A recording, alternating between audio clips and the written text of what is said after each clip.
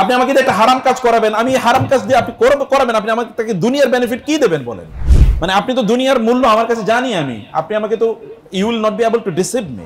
কোরআনের কাছে নিয়ে আসেন, মূল্যবোধ যদি থাকে তাহলে তার সামনে কোটে পড়ে থাকলো সে কোনোদিন স্পর্শ করবে না। Allah has taken his responsibility, Allah has created him her, and Allah subhanahu wa ta'ala is the owner of sustenance. Allah subhanahu wa ta'ala will provide everyone with the needs and necessities.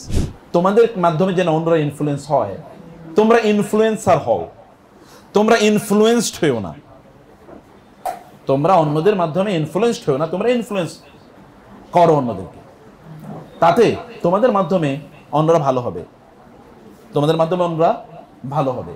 ওই যে মাটি থেকে, এটা মাওলানা রুমি বলেছে, ওই পুকুরের মাটি যেগুলো একেবারে নিচে থাকে, পুকুরে পানির নিচে, এগুলো কিন্তু একটু কি হয়ে যায়, গন্ধ পচে যায়, তো মাটিটার মধ্যে গন্ধ পাওয়া যায়। একটি মাটি নিয়ে আসলে কিন্তু মাটির মধ্যে একটু গন্ধ পাওয়া গেল, একটু সুগন্ধি, দুর্গন্ধ বাইরে একটু সুগন্ধি, বলে কি ব্যাপার, তোমার তো পচে গিয়ে তোমার তো গন্ধ দুর্গন্ধ বের হওয়ার কথা, কিন্তু তোমার সুগন্ধি আসলো কোথেকে?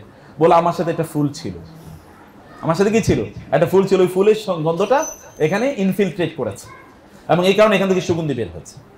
তুমি ফুল হও, তোমরা ফুল হও, তোমাদের গন্ধরাজ, এই গন্ধরাজের গন্ধ কেমন আছে আমি জানি না, কমপক্ষে বেলি, তাই না? এটার নাম কি যেন, হ্যাঁ না না গোলাপের সাথে যে আরেকটা, হ্যাঁ রজনীগন্ধা কি চমৎকার, তোমরা রজনীগন্ধা হও, যেন তোমরা কি করো, স্মেলটা অন্য জায়গায় ছড়িয়ে দেবা, সেন্টটা অন্য জায়গায় ছড়িয়ে দেবা।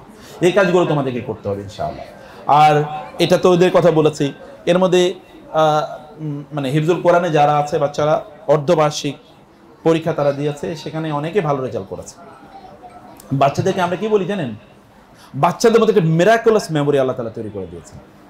ওদেরকে কোরআনে দিয়ে দেন, কোরআনের ছায়া যদি আনেন ওদেরকে, এই যে কোরআনের আমব্রেলা, এই আমব্রেলা দিয়ে আর কিছু লাগবে না। এই আমব্রেলা ওদের জন্য কি, যত ধরনের প্রবলেম, সব প্রবলেম একেবারে ছেঁকে দেবে, এটা একটা ফিল্টারিং করে দেবে, কোনো প্রবলেম ওদেরকে স্পর্শ করতে পারবে না ইনশাআল্লাহ।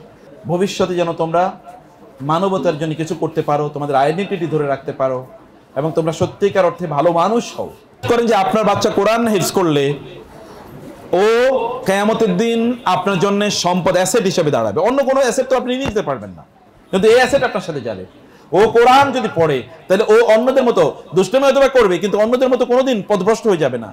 আপনি আমাকে দিয়ে কত অপরাধ করাবেন, আপনি আমাকে কোটি কোটি হাজার কোটি টাকা দিবেন, তাই আপনি আমাকে বলবেন যে আমি একটা মানুষকে হত্যা করব, আপনি কি দেবেন? গোটা পৃথিবী দেবেন আমাকে? অসম্ভব, ইম্পসিবল, এটা আমি করতেই পারবো না। গোটা পৃথিবী আপনি দেবেন, আমি পৃথিবী দিয়ে করবো কি? আপনি আমাকে একটা হারাম কাজ করাবেন, আমি হারাম কাজ দিয়ে আপনি করাবেন, আপনি আমাকে তাকে দুনিয়ার বেনিফিট কি দেবেন বলেন? মানে আপনি তো দুনিয়ার মূল্য আমার কাছে জানি আমি, আপনি আমাকে তো you will not be able to deceive me, এটা করতে পারবেন না। এটার একটা ভ্যালু, মূল্যবোধ এরকম। সাহাবায়ে কেরামরা তারা দিনের পর দিন না খেয়ে ছিল তারা, কিন্তু তারপরে তাদের মাধ্যমে কোনো অন্যায় হয় নাই, ভ্যালু। আর এখন দেখেন ওয়েস্টার্নদের তাদের পয়সার অভাব নাই, তারপরে মুসলমানদের দেশগুলো লুট করার জন্য তারা ব্যস্ত। এই ব্রিটিশরা শুধু বাংলাদেশ থেকে, ইস্ট বেঙ্গল থেকে যা পরিমাণ লুট করে নিয়ে গেছে, চুরি করে নিয়ে গেছে, ডাকাতি করে নিয়েছে, এই ডাকাতরা এই ওদের দেশ বিক্রি করে দিল, সব পরিশোধ করতে পারবেন এত পরিমাণ। তাহলে ওই হোয়াইট ম্যানশিপ এটা দিয়ে আপনি করবেন কি? এই সিভিলাইজেশন তো মানুষকে কেবল লুটিং এন্ড প্লান্ডারিং ইত্যাদি শিখেছে, মানুষকে কিলিং।